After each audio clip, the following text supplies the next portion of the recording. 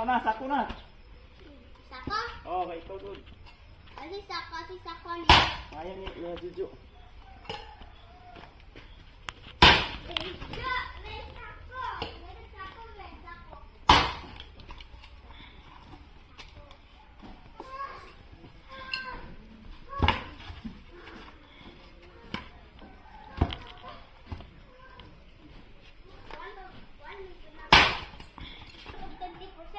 Ayan, si Bingkoy, magkuha og sako, kay maglagay siya ng kahoy sa sako. Mabait siyang bata na yan eh. Oh, matalino na, masipag pa.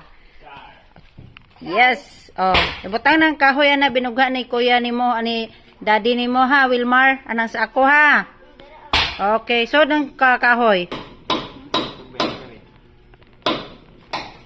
Ano na kasi kuyaran mo. Puta. Ha? Isugod, dra, ibutang mo nga. Kaya mga big, unaha kayo mga big, huwag ka na yung tagas. Pariyaran to kan, lumbay.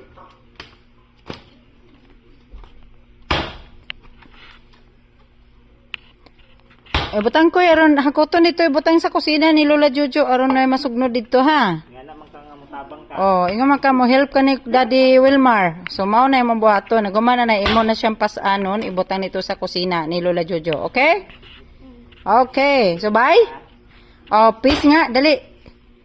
Peace, dali. Asa ang sign sa peace?